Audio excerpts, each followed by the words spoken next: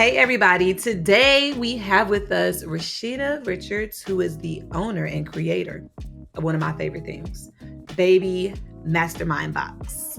Hey Rashida. Hi, how are you? I'm good. How are you? Great. Glad to be here. Thank you. You're welcome. So tell us about Baby Mastermind Box. What is it? So, Baby Mastermind Box is a subscription box of toys, educational toys for children birth to like 4 years old, 3 to 4 years old. I started it because I wanted to engage children in functional play and more dramatic play as opposed to just them having like cars and balls. And sometimes the parents that I work with don't always know what to purchase for their children. So this was a guide for them to see, oh, okay, and then see how their children develop. And how long have you been doing Baby Mastermind Box? Baby Mastermind Box was created during the pandemic, so about 2 years now. Got it. So when you created it during the pandemic, was it just like, we all came up with stuff during the pandemic. It's like, I need to fill my time, right? So what made you feel like in that moment that was something that you needed to do? So, Baby Masterminds, my parent company, does therapy for special needs babies.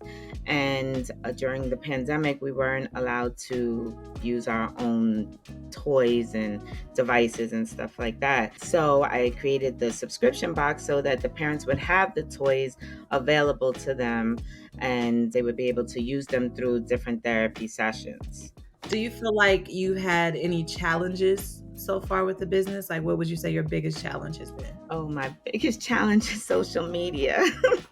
Instagram makes it look so easy, like, oh, just get on here and sell this and do that, and you'll have 100,000 followers and everything will be gravy. That doesn't always work like that. So you really have to be putting out content, putting out things that interest, that your niche is looking for.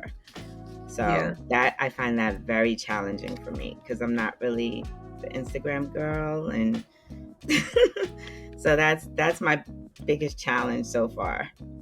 And it's funny because I am the Instagram girl, but I'm the Instagram girl for like myself. So I found for my business that because it added like something else that I had to do, I was like, can't do it. It's too much. It just felt like a lot of pressure, right? Yeah. So, I hired a social media manager. So if there's any social media managers that are listening to this, hit me up, please. Because we are looking for a social media manager for Baby Mastermind Box. Yes. It's interesting because I feel like as like businesses grow, we have to grow with our businesses. And a part of that is delegating. Oh, definitely. I learned that a long time ago. You have to delegate. You have to have the right people on your team. It's so important. And I'm kind of like a control freak sometimes. So it's like, let it go. And then it flourishes. So, you just have to let go and let other people handle, especially because you can't be 100% at everything. So that's, the biggest part of running a business, delegating. So tell me, with running a business, like you're also a wife, you're a mom. How do you balance being a wife, being a mom, having a job, having a business? Like, how you do it? Ooh, I pray. No, seriously. When I was growing up, my mom wasn't always there because she was the corporate woman. So she was doing her thing. And I was like, if I have children, I always want to be there for their little activities because it means so much. So opening my own business gave me the flexibility to do that. And I would never look back now. It's like, that's it. It's interesting that you say that because I feel like entrepreneurship, I've heard a lot of people say like they left their 9 to 5 for a 24/7, right? Mm-hmm. And with owning your own business, it does come with a lot of flexibility, but you have to learn to make it flexible because it's also very easy to like let it completely consume you. And consume you and take over your life. So how do you like set those boundaries? Like, do you have certain work hours that you're like, oh, I'm only this is the only Yes. time available for this. Yeah. Yes. And so that's what I do. I learned that throughout the years, because at first it was consuming me, and I would work like every day, all day, and then I was like, no, no, no. And I would take out the time to go to my kids' activities, but then it wasn't giving me my personal time and stuff like that. So now my hours are Monday, Wednesday, Thursday, and Tuesday I do my things. Fridays I do, like, the household things, and then the weekend is available for my family. So throughout your journey, have you had like mentors? Like, who are your people that you call and it's like, I have this question about this business, or I got this question about these taxes, I got this question about like how to set these things up? Like, who are your go-to people? My accountant definitely has been a lifesaver. But no, I really didn't have too much mentorship. And that's what I would definitely, do over if I had the ability to. I would definitely look for mentors to guide me through, because I learned as I went through the process. And it would be, well, now it's a lot more accessible, but I've been an entrepreneur for over 20 years. So, I just had one person was like, just open a corporation. He didn't tell me how, he didn't tell me what to do, he didn't give me any guidance. And I was like, okay. And I did it. And then, just the accountants, talking to people, my financial advisor, they helped me along the way. Let's talk about that though, because we live in an LLC world. Yes.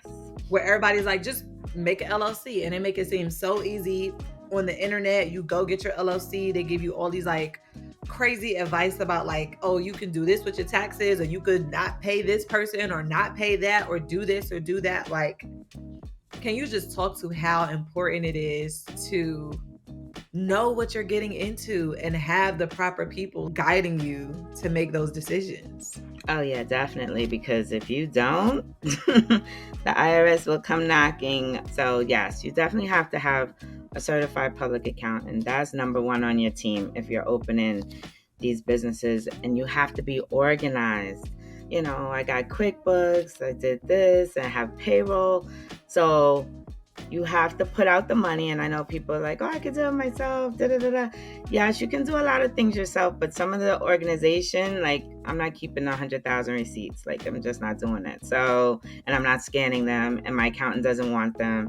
So you have to streamline and make it organized. You have to talk to your accountant. I would say before starting a business and setting it up, you need to know which entity you want to start and how you want to start it and what is your purpose, because they're blindly doing it. LLCs, and then I see all these inactive LLCs later because they don't know that they have to file the annual report. They don't know how to do their taxes, just a lot of things. And the internet will drive you crazy. They'll be like, yeah, buy a G-Wagon and you can write it off, and now you're in debt. No. Listen, I've seen so many G-Wagon posts on my timeline. I'm like, that's the thing. Like, we all want LLC so we can like drive G-Wagons and write it off. And it's like, if you have a business that you're selling tea, you don't need what business expense is the G-Wagon? Like, you not putting a tea in the G-Wagon, you know, it doesn't align. And I've also learned this, it's super important to just have your people that are knowledgeable about what you're doing, and not only like knowledgeable, but like legally knowledgeable. That's not going to be telling you something just because, or where you end up doing something crazy and the IRS is looking for you and checking for you. That has been one of my like biggest fears with starting the business. Like, from day one, I was like, accounting, somebody, because the IRS is not coming for me. What I need to pay, what I need to put up, like, tax planning is the best. I'm telling you. Start, like, once you finish your taxes for this season, start tax planning for the next year already. And I feel like that's something that people don't say. Yeah. Like, we always hear the conversations about like the things you can write off, how you can put money in this account to like not have to pay taxes on it. But nobody is ever saying, oh, put up 20% of what you bring in, or maybe 30% to be on the safe side, depending on what your expenses look like during the year. Exactly. So that when it comes time to file your taxes, like you are beyond, once you have a business, you're beyond the days of, I got this dependent, that dependent, and I'm about to get back Yeah, a the couple kids don't matter anymore. it don't matter because we are giving Yeah. thousands of dollars to the IRS. We get nothing back at this point in the game. Yes. So, what advice would you give to an entrepreneur that is looking to start a business, be it in your lane or any lane? Like, what is just the one thing that you feel like they should know? I think they should do their research, definitely put together a team, get a mentor. That's number one. Get a mentor in their fields, whatever they're going to do. Ask for advice. Don't be afraid to ask for advice. And don't overthink it. Do it. Now, with asking for advice, Mhm. we be asking, but sometimes people advice be a little. Do you have a worst piece of advice that somebody has given you that she was like, oh my God, I now in hindsight, you're like, I can't even believe that I listened and I followed this piece of advice? No, because I'm like I'm kind of self-directed, so I don't listen too much. I'll listen, but then I'll be like, no. Because my worst piece of advice was don't quit that good government job and start your own business. And then I was like, listen, I can always go back. I can find another job. And I'm so glad that I didn't listen to that. Yes. And with all of the things that you've learned and being an entrepreneur, and I know you said you've been an entrepreneur for over 20 years now. Yes. If you could go back 20 years Mm. and give Rashida some advice 20 years ago when she was like, I'm about to take this leap, I'm about to be an entrepreneur, what would you tell her? I would tell her to open her school and hire people. That's what I would tell her, because I was like, oh, I can't do that. And I kind of talk myself out of things. And then it's after that, then it's like, oh, here come the kids and here comes this. And then it's like, oh, you're pulled in like so many different directions that it's like, okay, I'll do that later. But, and then you go through stuff and then life happens. So I would definitely say, don't wait, just do it. I would have told myself that. Just do it. And what can we look forward to from Baby Mastermind Box? Because I know we have the box. I'm subscribed. My kids get the box. My daughter is excited when that blue box is at the door and she's ready to play immediately. So we got the box, but like you got other stuff going on. What else you got going on? Oh my goodness. I have my school. It's coming. 2024, definitely. I want to provide services to the underserved in hopefully the Bronx and Brooklyn communities so that they would get their therapy at a center-based program, because a lot of therapists left the New York City area. So a lot of kids are going without services now. That is amazing. And then tell people like where they could find Baby Mastermind Box. Can we find you on Instagram? What's the website? Like what's all the information? So the website is www.babymastermindbox.com. I am on Instagram, Facebook, Twitter as Baby Masterminds.